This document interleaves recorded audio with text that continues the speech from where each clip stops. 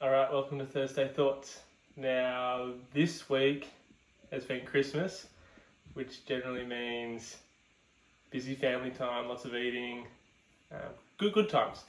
But I did manage to get some foiling in, which was fun, as I'm sure we all did. We all got to prioritise what makes us happy, and that's what we did. So, but I haven't done Thursday Thoughts for a couple of weeks because of the busy lead up to Christmas and whatnot.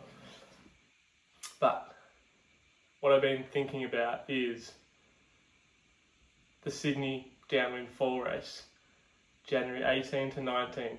It would have been announced earlier, but council approval sort of stalled it.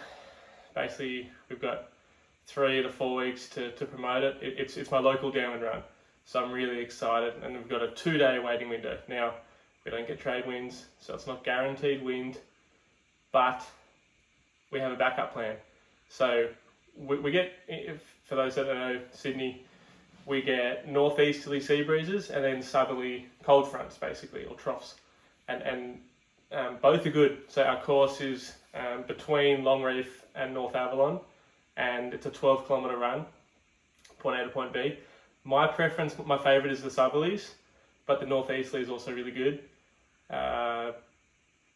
It's a mixed, so we got a bit of backwash, a few bits and pieces to get around, but it's a pretty nice stretch. Like if we go further either way, it gets much more difficult. So it's the dream stretch of our run. It's the golden 12 Ks, and I can be more excited that it's my local run. And there's a few guys looking to come over from Hawaii. Andrew Gibbons, I think Jacko as well has discussed coming over. The more the merrier. I'd love to see some Europeans too, some Kiwis. The sport's growing, and events like this are going to be really good. I've sponsored it as Coach Case. We've also sponsored as Code Falls to do like a media package, so really excited to get that up and running. And the 2-day window is obviously giving us the best chance for a downwind race. But if there isn't a downwind race, we've actually got a really exciting plan of doing like a surf race. So it'll be shorter, but more heats. So more laps basically. So I won't go into too many details, but basically there'll be, it says 30 people registered, so it's 50 people registered with 10 heats of 5, and the top 3 go through to the next stage, and the bottom 2 do a rapid charge, and basically you have your race like that with a final, and using surf or wave energy rather than wind bumps is going to allow us to still have a really competitive, fun race regardless of the conditions, because there's always waves, and if there's not waves, I guess it's a flat water pump, but there's always energy on the east coast of Australia, summer or winter. There's not many flat days, and there aren't many 2 flat days in a row, so it's going to be fun. So yeah, that's what I'm super excited about. But also with the year ahead, now the year's coming to a close, we had some great races. Start, the Sydney race last year, so similar in January, and then I think it was Barcelona in May, Hawaii in July,